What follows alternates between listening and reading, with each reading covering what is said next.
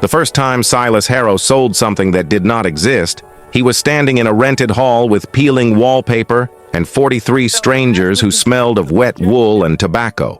He called it a subscription, a promise of manufactured goods, textiles, he said, superior thread, that would arrive in 6 months from a mill he had yet to build. They gave him their coins anyway. He walked out into the November rain with a leather satchel heavy enough to make his shoulder ache. That night, in a boarding house that charged by the week, he sat on the edge of a narrow bed and counted the money twice. He did not smile. He had expected to feel different. The mill was built, barely. A converted barn outside a town whose name he would later forget. He hired men who did not ask questions and paid them late. The thread was adequate. The subscriptions were honored. But by then, Silas had already sold the next thing.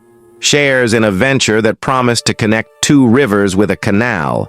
A project that existed only in a drawing he had commissioned from a man who drank too much and charged too little. The drawing was beautiful. The investors were elderly, hopeful, desperate for something to believe in. He shook their hands and felt nothing. Within 3 years, he owned a building. Within 5, he owned a block. He wore tailored coats and hired a man to manage his correspondence. People began to use his name in sentences that included words like visionary and benefactor. He attended dinners where the silverware was heavier than the food.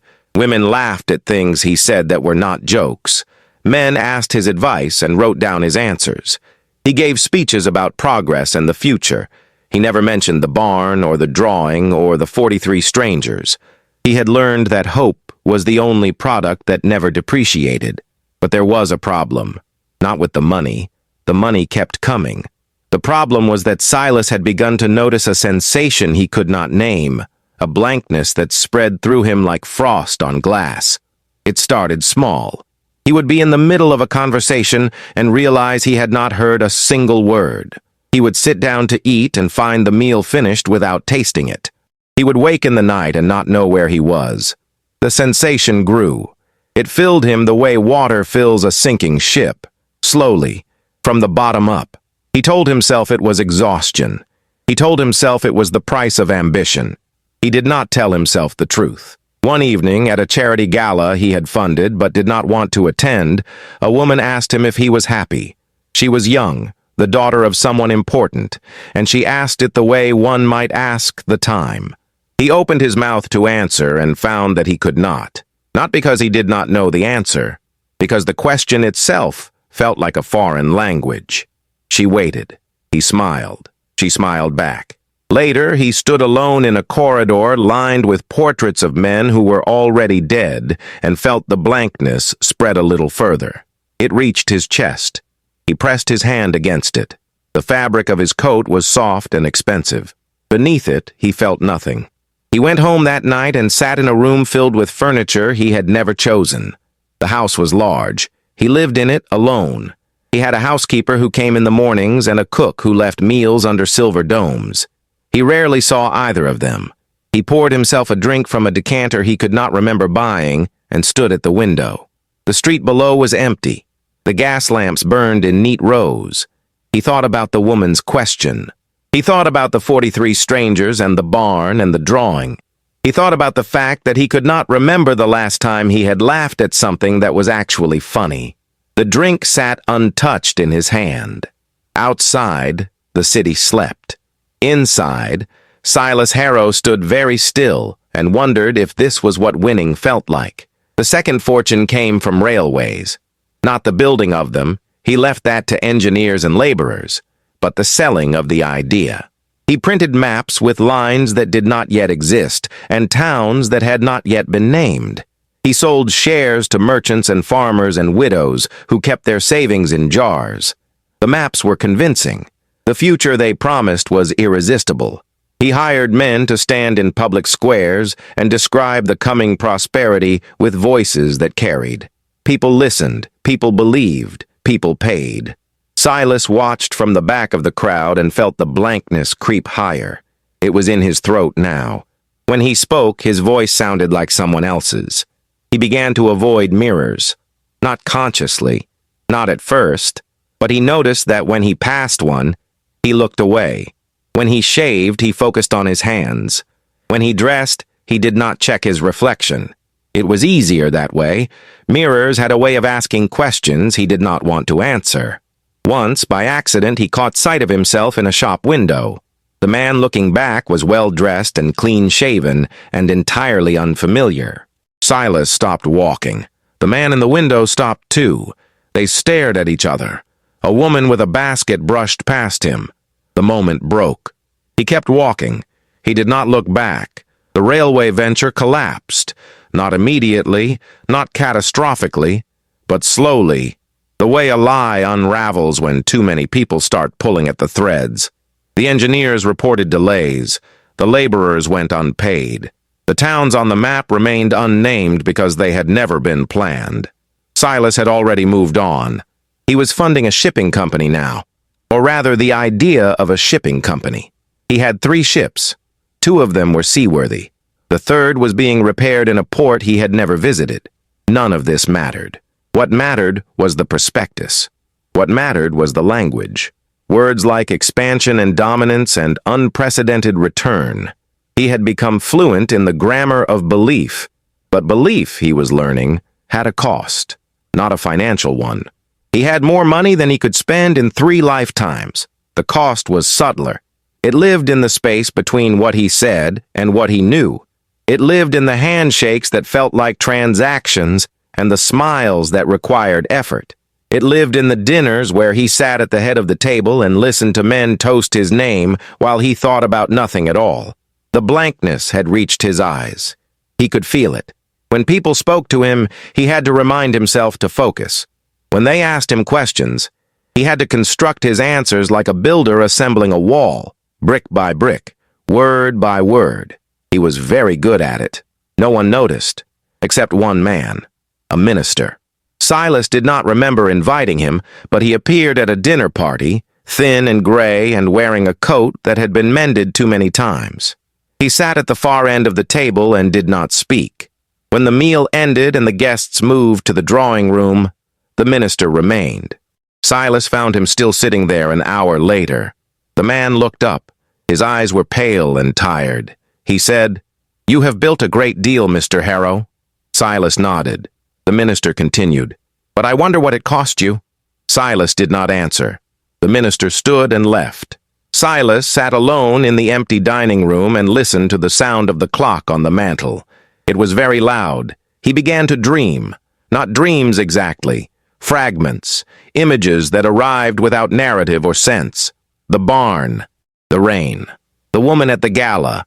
The minister's pale eyes. The man in the shop window. He would wake in the dark and lie still, waiting for the fragments to fade. They never did. They lingered at the edges of his vision, following him through the day. He started drinking more, not enough to be noticed, just enough to blur the edges. It helped. A little. But the blankness kept spreading. It was in his hands now. When he signed documents, he had to watch his fingers move across the page to make sure they were his.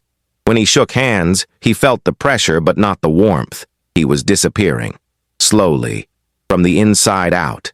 And no one could see it. The 3rd fortune came from land. Miles of it. Purchased cheaply from men who did not know what it would become. Silas knew. Or rather, he knew how to make others believe he knew. He commissioned surveys and hired architects to draw buildings that would never be constructed. He sold plots to speculators who sold them to other speculators. The land itself remained empty, a flat expanse of grass and dirt that stretched toward a horizon no one bothered to look at. But on paper, it was a city. On paper, it was the future. Silas stood in his office and looked at the drawings pinned to the wall and felt nothing. The blankness had reached his stomach. He no longer felt hunger. He ate because it was expected. His housekeeper left. No warning, no explanation. He came home one evening and found the kitchen empty. The silver domes were gone. The meals stopped appearing. He hired another woman, then another. They never stayed long. He did not ask why. He suspected they found the house unsettling. Too quiet.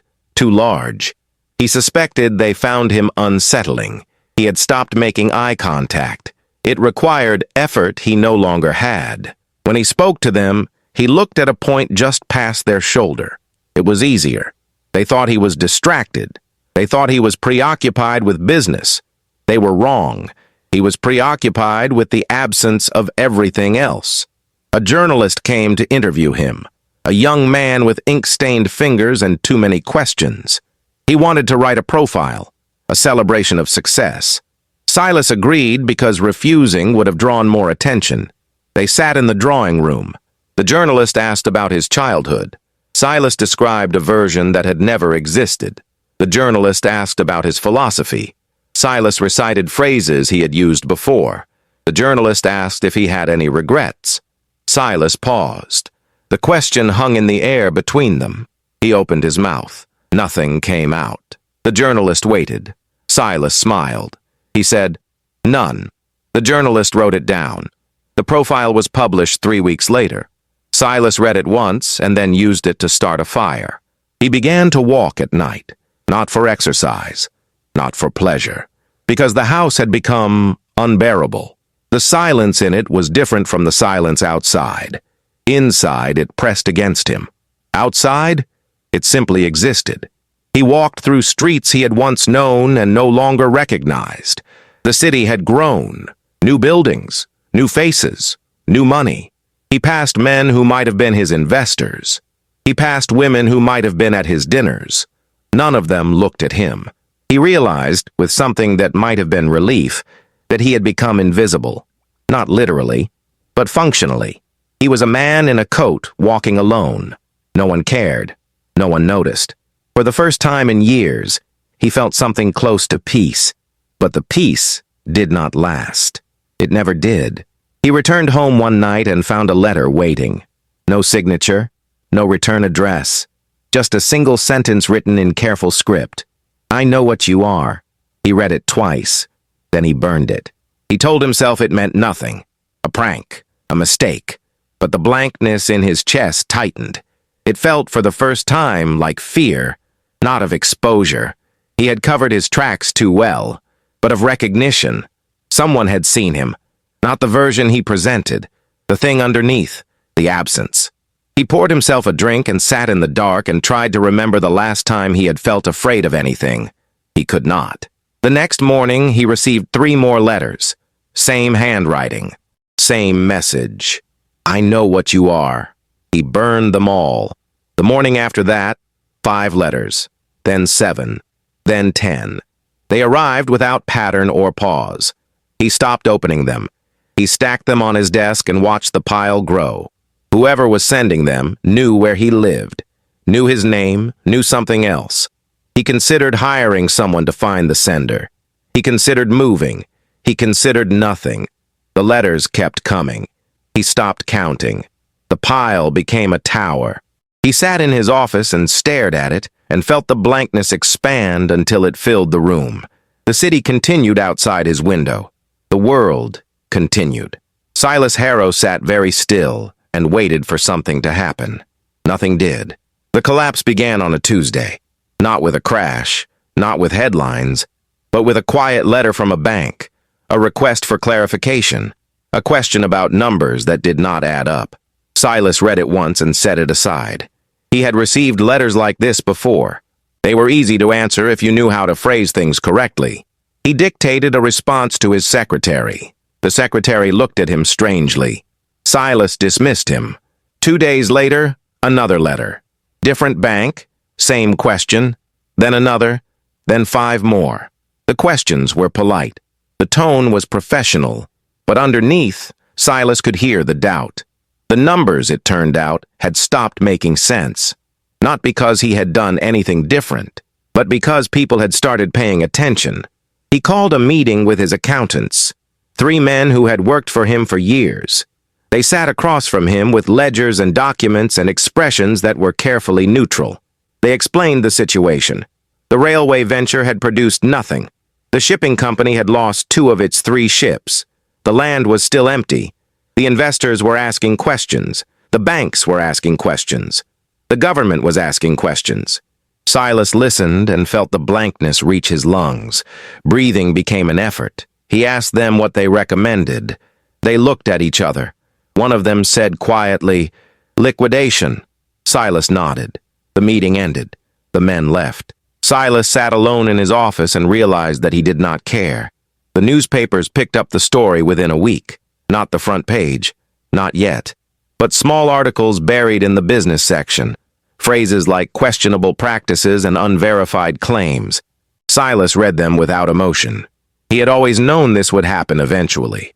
Not because he had planned to fail, but because he had never planned to succeed.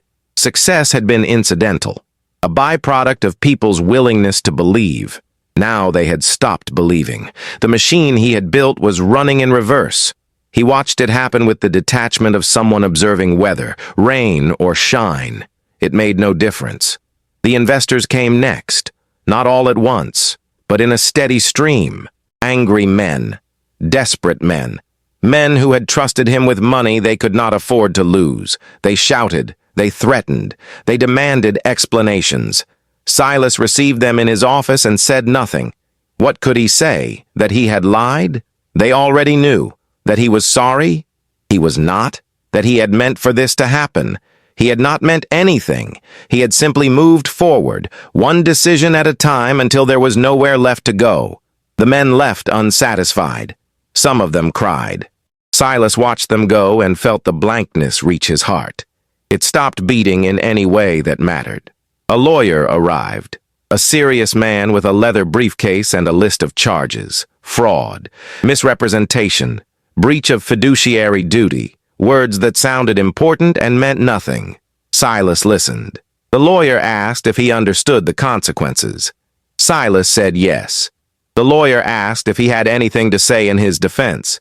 Silas said no. The lawyer left. Silas remained. The house was very quiet. The city outside was not.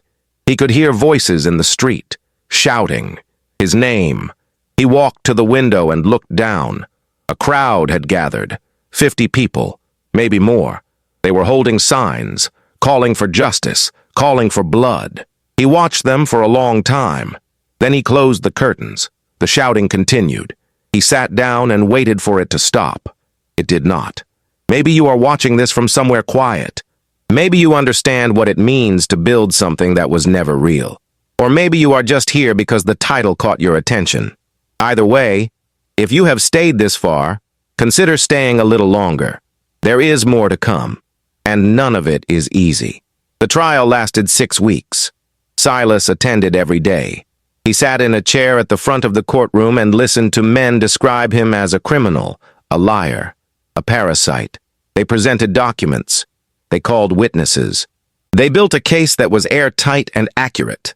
Silas did not dispute any of it. His lawyer, a man he had hired because he was expensive, argued on his behalf. The arguments were competent but unconvincing. The jury deliberated for 2 hours. They returned with a verdict that surprised no one: guilty, on all counts. The judge set a sentencing date. Silas stood when he was told to stand. He sat when he was told to sit. He felt nothing. The blankness had consumed him entirely. There was nothing left to feel. The newspapers called him a monster, a charlatan, a man without conscience. They printed illustrations of him with exaggerated features and cold eyes. They interviewed his victims, families who had lost everything, men who had trusted him, women who had believed in the future he promised. Their stories were heartbreaking. Silas read them in his cell. He had been held without bail and recognized the names but not the faces. They were strangers. They had always been strangers. He had never asked what they hoped for or why they needed his promises to be true. He had simply taken their money and moved on. Now they wanted him to suffer. He understood. He did not blame them.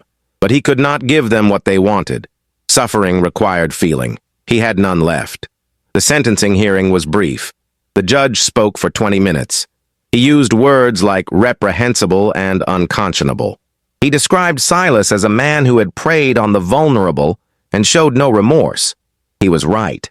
Silas showed no remorse, not because he was defiant, but because remorse was a luxury he could no longer afford. The judge sentenced him to 12 years, hard labor, a prison in the north where winters were long and men did not last. Silas listened and nodded.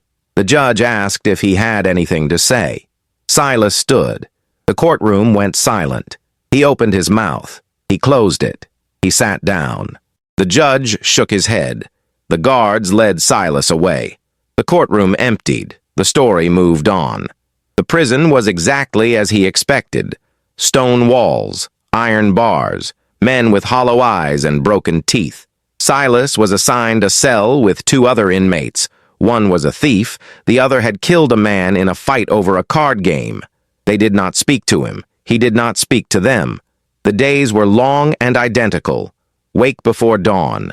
Work in the quarry. Eat thin soup. Sleep on a hard cot. Repeat. Silas did not complain. He did not resist. He simply existed. The other prisoners noticed. They called him the Ghost. Not to his face, but he heard them. It was an accurate description. He had become a ghost, a shape that moved through the world without touching it.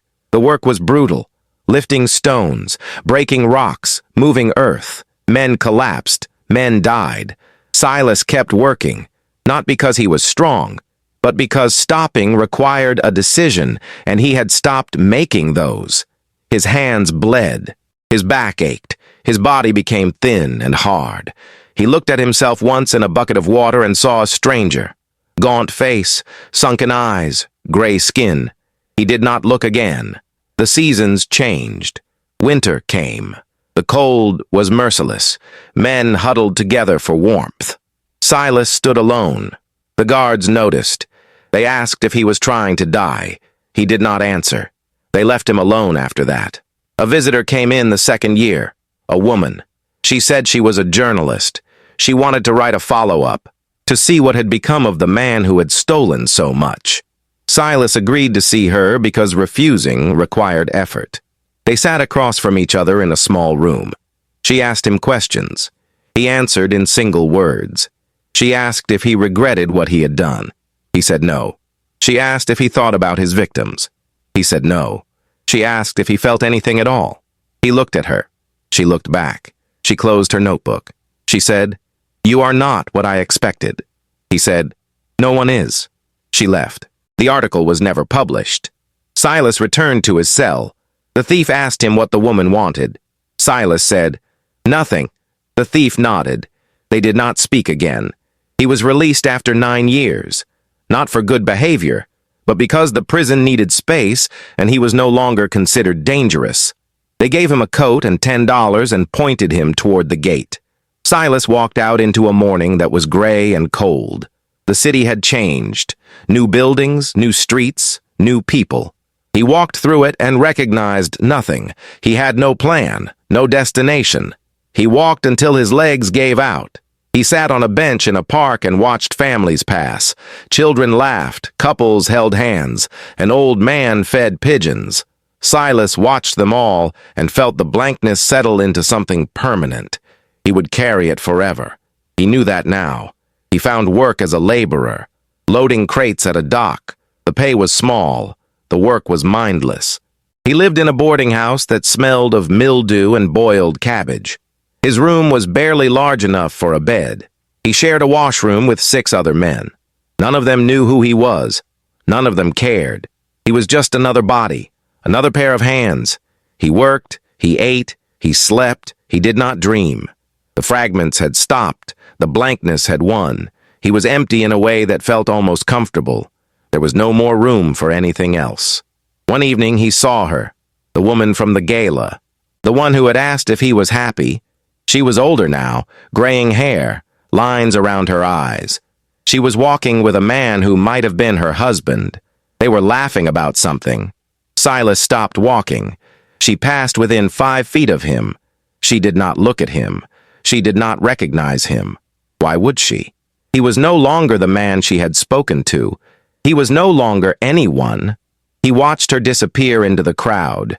He continued walking. He felt nothing. The letters started again. Not the ones that said, "I know what you are." Different letters, from lawyers, from families of investors. They had found him. They wanted restitution. They wanted acknowledgement. They wanted something he could not give. He threw the letters away unopened. They kept coming. He moved. They found him again. He moved again. And again. Eventually, he stopped moving. He let the letters pile up in the corner of his room. He stopped opening the door when people knocked. He stopped going outside except to work. The world continued. Silas Harrow withdrew from it 1 inch at a time until there was nothing left to withdraw. A decade passed. Then another. He grew old in a way that was unremarkable. His hair turned white. His hands shook. His lungs rattled when he breathed. He stopped working when his body gave out. He lived on charity. A church brought him meals twice a week. A woman who did not ask questions. She would knock. He would open the door. She would hand him a basket. He would nod. She would leave. This continued for years. One day she asked him his name. He told her. She looked at him closely. She said, "Are you the Silas Harrow?" He said yes. She said nothing. She left the basket. She never came back. A different woman brought the meals after that. She did not ask his name. He died on a Wednesday, alone in his room. The landlord found him 3 days later. There was no one to notify, no one to claim the body.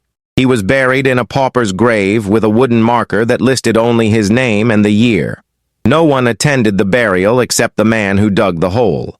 The grave was in a corner of the cemetery where the grass grew thin and the stones were crooked. Silas Harrow had built a fortune on hope. He had sold a future that never came. And in the end, he left nothing behind but a name that no one remembered and a hole in the ground that no one visited. The city moved on. The world moved on. And the man who had once stood at the center of it all was forgotten, as completely as if he had never existed. There were no obituaries, no final reckonings in the press. The name Silas Harrow appeared in no ledgers of history. The fortunes he had built collapsed into bankruptcy and litigation, but the men who inherited the mess were efficient. They parceled out what remained, settled what debts they could, and burned the rest of the documents in a furnace behind a courthouse that no longer stands. Within 5 years, the scandal was a footnote. Within 10, it was forgotten. The people he had ruined rebuilt their lives or did not. Some moved west. Some drank themselves to death. Some found new people to believe in. None of them spoke his name. The minister who had sat at his dinner table outlived him by 2 years. In his final sermon, delivered to a congregation of 11 in a church with a leaking roof, he spoke about a man he had once met. He did not use Silas's name. He described him as a hollow vessel, a man who had mistaken accumulation for purpose and discovered too late that they were not the same thing. The congregation listened politely. No one asked questions. The minister died 3 weeks later. The church was sold. The sermon was forgotten. But the idea lingered, not in words, but in the way certain people looked at the world after that, with a little more caution, a little less faith. The boarding house where Silas spent his final years was demolished in the spring. The landlord sold the property to a developer who planned to build something modern.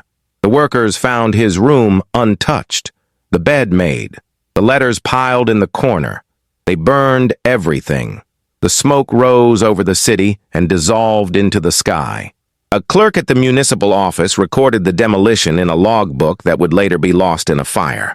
Another clerk recorded Silas's death in a registry that would be archived and forgotten. His name appeared in neither.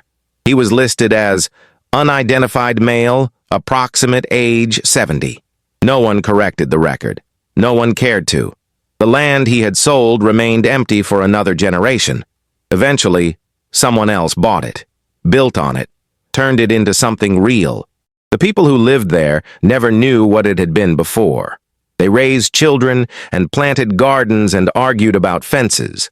On summer evenings, they sat on porches and watched the sun set over fields that stretched to the horizon. They did not think about the man who had once promised those fields would become a city. They did not think about him because they did not know he had existed.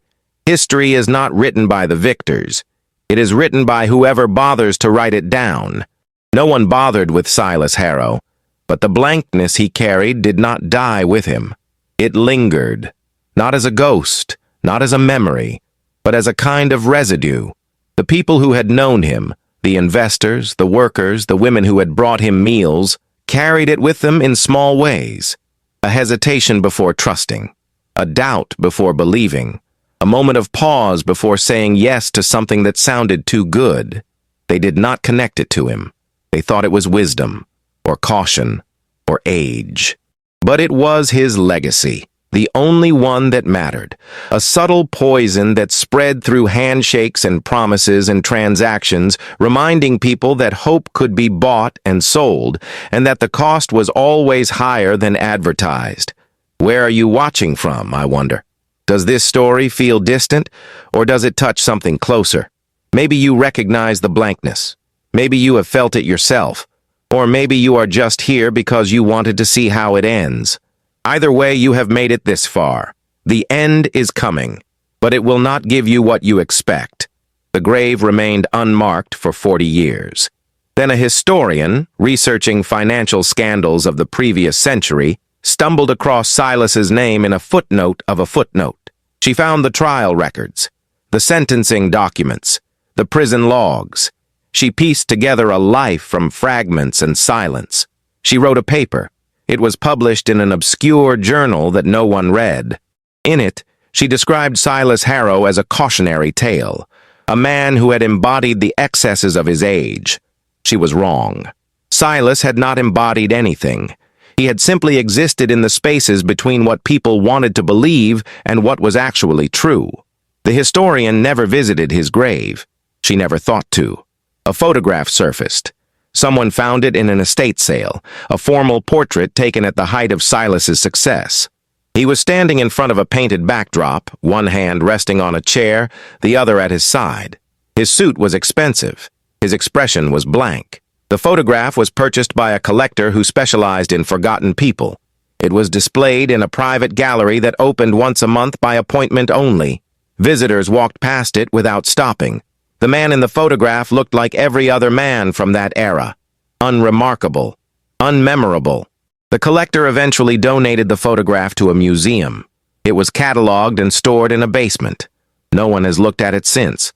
But the question remained. The one the woman at the gala had asked. The one Silas could not answer. Are you happy? It hung in the air like smoke. It followed him into the prison and the boarding house and the grave. It outlived him. Because the question was never really about Silas. It was about everyone, about the trade-offs people make, about the things they give up in exchange for the things they want. Silas had given up everything, his conscience, his humanity, his soul, and in return, he had received nothing, not wealth in the end, not legacy, not even the satisfaction of having tried, just the blankness, the emptiness, the absence. Some people who heard his story in fragments, third-hand accounts, exaggerated rumors, assumed he must have enjoyed it. The lying, the manipulation, the money. They assumed there must have been pleasure in the con. But there was not. Silas had felt nothing from the beginning. The first sale, the first handshake, the first lie. They were all the same, mechanical, necessary, empty. He had not chosen to become what he was. He had simply followed a path that required no feeling, and by the time he realized where it led, there was no way back. The person he might have been was gone, if that person had ever existed at all. The city where he built his fortune is still there. Bigger now, louder. The buildings he funded are gone, replaced, improved, forgotten. The streets he walked are paved over. The people who knew him are dead, but the city continues. It always does. Cities do not mourn. They adapt. They grow. They erase. Silas Harrow was erased long before he died. His absence was so complete that even the space he had occupied filled in seamlessly, like water closing over a stone. No ripple, no mark. Just the smooth surface of a world that had moved on without noticing he was gone. And maybe that is the real ending. Not tragedy, not redemption, just erasure. The quiet, unremarkable disappearance of a man who built his fortune on hope and lost his soul in the process. No one learned from his mistakes. No one remembered his name. No one cared. The world turned. The sun rose. The grave remained unmarked. And somewhere, in a boarding house that no longer exists, the letters continued to pile up in a corner that had been swept away. I know what you are, but no one else did. And that, perhaps, was the only mercy he ever received. The final letter was different. It arrived at the municipal office 6 months after Silas died. No one had forwarded it because there was no one to forward it to. The clerk who opened it found a single sheet of paper. The handwriting was the same, careful, deliberate, but the message had changed. It said, "You are forgiven." No signature, no return address. Just those 3 words. The clerk read it twice, then filed it away with the other unclaimed correspondence. It sat in a drawer for 15 years before the drawer was emptied and the contents burned. The letter turned to ash. The words dissolved. The forgiveness, if it had ever been real, disappeared. But forgiveness was not the point. The point was that someone had been watching. Someone had seen. Someone had known what Silas was and had chosen, in the end, to offer grace. Silas never received it. He died alone and ignorant of the fact that somewhere a person had decided he was worth forgiving. It changed nothing. The dead do not know they are forgiven. The living do not benefit from grace they never witness. But the offer had been made.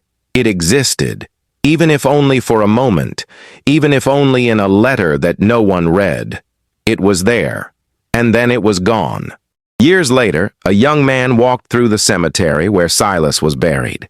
He was not looking for anything in particular.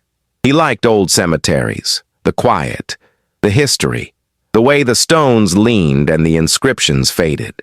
He walked past rows of graves, reading names that meant nothing to him. He stopped at an unmarked plot in the corner. Something about it caught his attention. The grass was thinner there, the ground uneven. He stood for a moment, wondering who was buried in a place like this. Someone with no family, no money, no one to remember them. He thought about that person. He wondered what their life had been like. Then he walked on. He never thought about it again. The world, it turns out, is full of people like Silas Harrow. Not criminals, not villains, just people who made choices that hollowed them out one decision at a time. People who confused motion with purpose, accumulation with meaning, success with satisfaction. They are everywhere, in offices, in boardrooms, in houses that are too large and too quiet. They do not recognize themselves in stories like this. They think they are different. They think they still have time. They think the blankness will not reach them. But it always does. Slowly, inevitably. Until one day they wake up and realize they have become someone they do not recognize. And by then, it is too late. Silas Harrow built his fortune on hope. Other people's hope. He sold them a future that did not exist and watched them believe in it with a desperation that should have moved him but did not. He lost his soul in the process. Not because he sold it, but because he never bothered to check if it was still there. By the time he realized it was gone, he had forgotten what it felt like to have one. The tragedy was not the loss. The tragedy was the absence of tragedy. The quiet, unremarkable way a person can disappear from the inside out, and no one, not even themselves, notices until it is far too late. If you have stayed until the end, thank you, not for your time, but for your willingness to sit with something uncomfortable. Most people do not. Most people want stories that resolve, that teach, that offer comfort or catharsis. This story offers neither. It simply exists, like Silas existed, like the blankness exists, like the quiet erosion of a life exists. If it made you uncomfortable, good. If it made you think, better. If you want to see more stories like this, stories that do not flinch, that do not look away, then consider staying. There are more to come, and none of them will be easy. The end is not an ending. It is a stopping point. Silas Harrow is gone. His fortune is gone. His name is gone. But the mechanism that created him remains. It is still running, still turning, still producing people who believe that success is the same as meaning, who believe that accumulation is the same as fulfillment, who believe that the cost of ambition is something that happens to other people. They are wrong. The cost is always personal, always invisible, always paid in full. By the time the bill comes due, there is nothing left to pay it with. No monument was ever erected, no plaque was ever placed. The buildings he funded were torn down and replaced.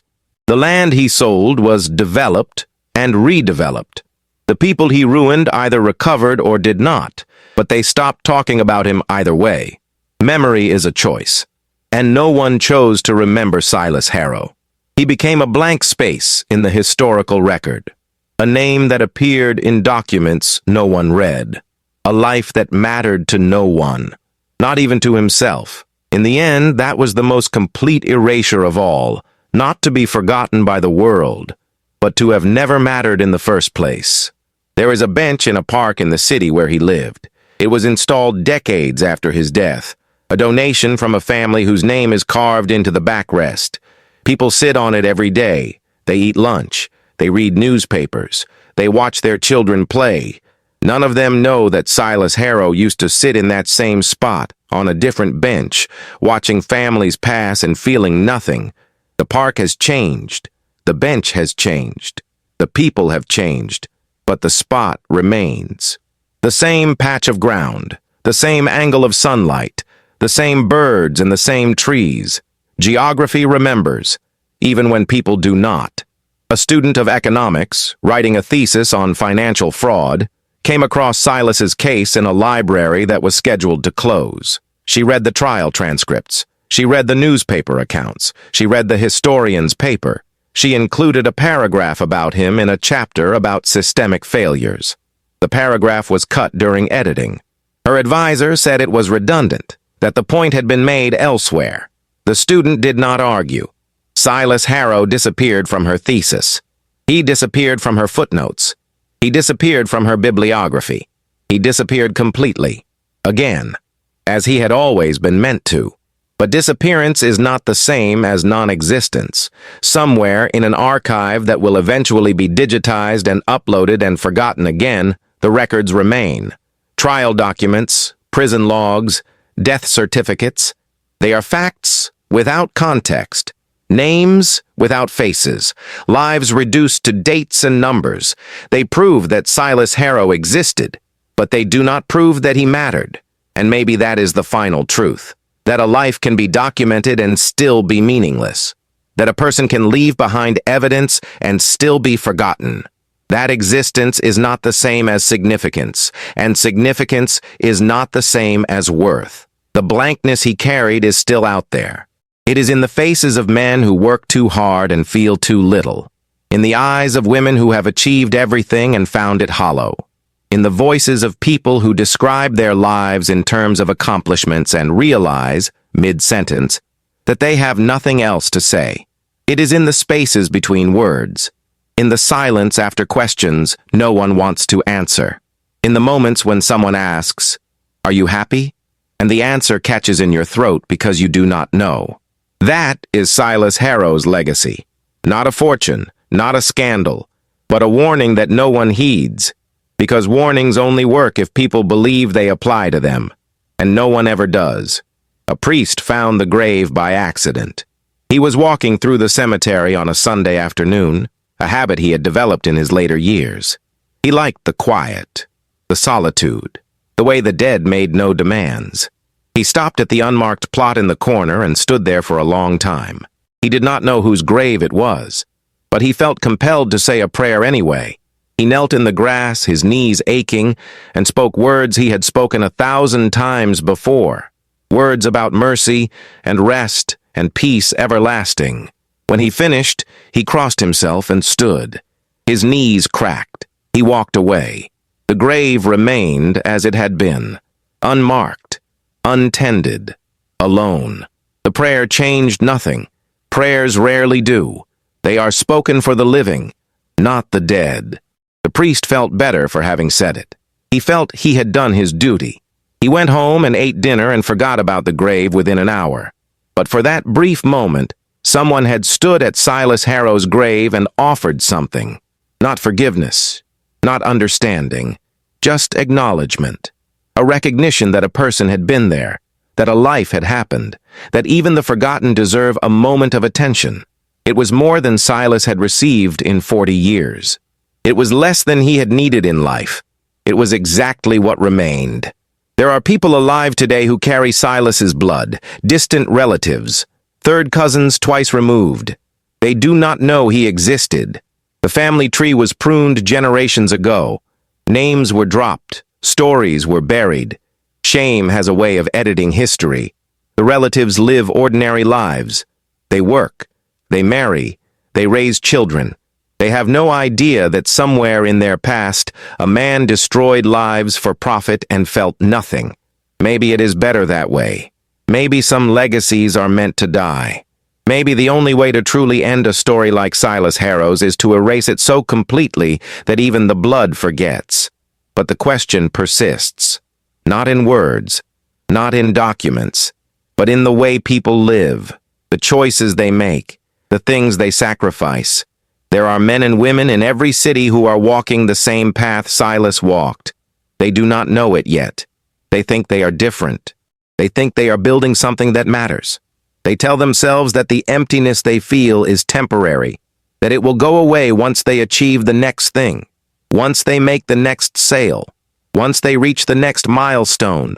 They are lying to themselves. The emptiness never goes away. It only grows. And by the time they realize it, they are already too far gone to turn back. Silas knew this, not consciously, but in the way a drowning person knows they are drowning. He felt the water close over his head and did nothing to stop it. He could have. At any point, he could have stopped selling, stopped lying, stopped moving forward. He could have sat down and asked himself what he was doing and why, but he did not, because asking those questions would have required confronting the answer. And the answer was that he had no reason, no purpose, no justification beyond momentum. He was moving because stopping felt like dying. And in the end, moving killed him anyway, just more slowly, more quietly, more completely. The city built itself on bones like his, not literally, but functionally. Every building, every fortune, every street. They were all built by people who made compromises, who sacrificed something of themselves in exchange for something they wanted. Most of them survived the trade. Most of them found a way to live with what they had given up, but some did not. Some gave up too much, and they became like Silas, hollow, empty, ghosts walking through a world that no longer felt real. The city did not mourn them. The city did not notice. The city just kept building, higher, faster, louder, on foundations that were crumbling from the inside out. There was a moment, one moment, years before the collapse, before the trial, before the prison. Silas was standing in his office looking at the maps on the wall, the railways that did not exist, the cities that were never built, the future that was a lie. He stood there for an hour, maybe longer. He could have burned them. He could have walked out. He could have stopped. The moment stretched. The clock ticked. The city hummed outside his window, and then the moment passed. He turned away from the maps. He sat down at his desk. He picked up his pen. He continued. That was the moment he lost his soul. Not when he told the first lie. Not when he took the first payment. But when he chose to continue knowing what he was. That was when the blankness won. People think the soul is lost in a single transaction, a deal with the devil, a choice made in darkness. But it is not. The soul is lost in repetition, in the daily decision to do the thing you know is wrong, in the accumulation of small compromises that feel meaningless at the time, but add up to something irreversible. Silas lost his soul one day at a time, one handshake at a time, one promise at a time, until there was nothing left to lose. And by then, he did not care. The caring had been the first thing to go. A woman in the city, decades after his death, read about him in that obscure journal. She was a teacher. She used his story in her classroom. She asked her students to consider what they would have done in his position. The students debated. Some said they would have stopped. Some said they would have been more careful. Some said they would have kept going, but donated the money to charity. The teacher listened. Then she asked a different question. She asked, "At what point would you have noticed you were becoming him?" The classroom went silent. No one answered. The lesson ended. The students left. They forgot about Silas Harrow. But the questions stayed with some of them, for a while, until they graduated and started working and faced their own compromises. And then they forgot that too. The mechanism is still running. The machine that creates people like Silas. It runs on hope, on ambition, on the belief that the next achievement will finally be enough. It runs on the space between what people want and what they have. It runs on the willingness to defer happiness, to defer meaning, to defer everything that matters in service of something that does not. The machine is efficient. It produces results. It produces wealth. It produces success. And occasionally it produces people who wake up one day and realize they have become something they do not recognize. Most of them keep going anyway, because stopping feels like admitting defeat, and defeat feels worse than emptiness. Silas never admitted defeat, not at the trial, not in prison, not on his deathbed. He simply stopped participating. He withdrew so completely that even his own death felt like a formality. A box being checked, a process being completed. There was no drama, no final words, no moment of clarity or regret. He died the way he had lived the last half of his life, quietly, unnoticed, already gone. The body took 3 days to be discovered, not because the landlord was negligent, but because no one expected anything different. A man who had been absent for so long was simply assumed to still be absent. Even when he was dead, the letters stopped coming eventually. The lawyers gave up. The families moved on. The creditors wrote off the debts. The paper trail ended. The last mention of Silas Harrow in any official document was a property transfer dated 8 years after his death. A clerk had found an unclaimed asset, a small parcel of land in a county no one cared about. It was sold for taxes. The money went to the state. The transaction was recorded, and then there was nothing. No more documents, no more records, no more evidence that Silas Harrow had ever walked the earth. Just silence, deep and complete and final. But in that silence, there is a truth. The truth that every person who builds their life on lies eventually learns. That you can fool everyone except yourself. That you can accumulate everything except meaning. That you can succeed at everything except living. Silas fooled thousands. He accumulated more than most people see in 10 lifetimes. He succeeded by every measure his society valued. And yet he failed at the only thing that actually mattered. He failed to remain human. He failed to feel. He failed to connect. He failed to exist in any way that left a mark on the world that was worth leaving. And in the end, the world treated him exactly as he deserved. It forgot him, completely, as if he had never been there at all. There is a photograph in that museum basement, the one no one looks at. If someone were to find it and study it closely, they would see something in Silas's eyes. Not emptiness, not yet, but the beginning of it, a flicker of recognition. As if even then, at the height of his success, he knew. He knew what he was becoming. He knew where it would lead, and he looked into the camera anyway. He stood still while the photographer adjusted the light. He held his expression while the exposure was taken. And then he walked out of that studio and continued doing exactly what he had been doing. Because knowing is not the same as changing. And changing requires something that Silas had already lost. The belief that it matters. The collector who owned the photograph for those brief years used to look at it sometimes, late at night, when he could not sleep. He would take it out and study Silas's face and try to understand what he was seeing. He told himself he was interested in the historical context, in the fashion, in the photographic technique, but that was a lie. What interested him was the expression, the flatness, the absence. He recognized it. He had seen it in his own mirror on certain mornings, after certain choices, after certain compromises. He sold the photograph because it made him uncomfortable, because looking at it felt like looking at a future he did not want to have. The museum accepted the donation. They cataloged it. They stored it. And the collector went back to his life. But the discomfort remained. He felt it sometimes, late at night, when he could not sleep. The truth is that Silas Harrow could be anyone. He was not exceptional. He was not uniquely evil. He was not a monster or a villain or an anomaly. He was just a man who made choices, small choices, reasonable choices, choices that made sense at the time.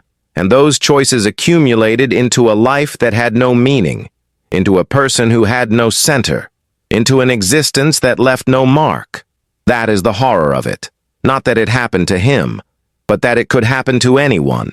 That it is happening to people right now, in cities everywhere, in offices and boardrooms and quiet houses where people lie awake at night and wonder why nothing feels real anymore. Maybe you are one of them.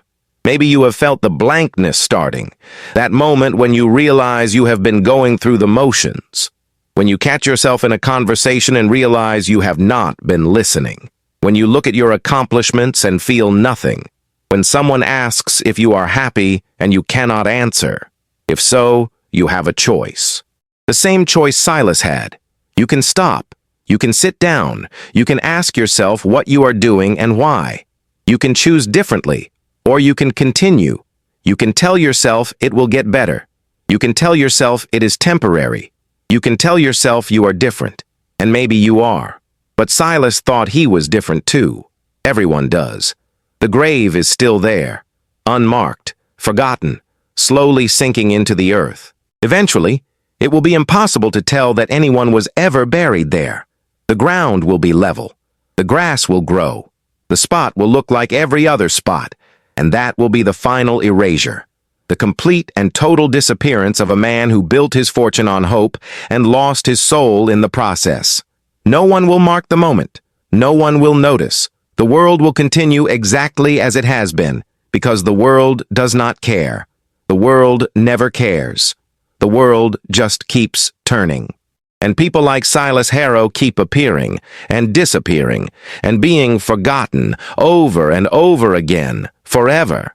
If you have stayed this far, you have seen something most people turn away from, the quiet horror of a wasted life, the slow dissolution of a person who forgot to remain human. There is no lesson here, no moral, no redemption, just the truth, that this happens, that it has always happened, that it will keep happening, and the only thing that stops it is the decision to stop it. A decision that must be made every day, every hour, every moment, the decision to care, to feel, to matter, not to the world, but to yourself, because in the end, that is all that remains.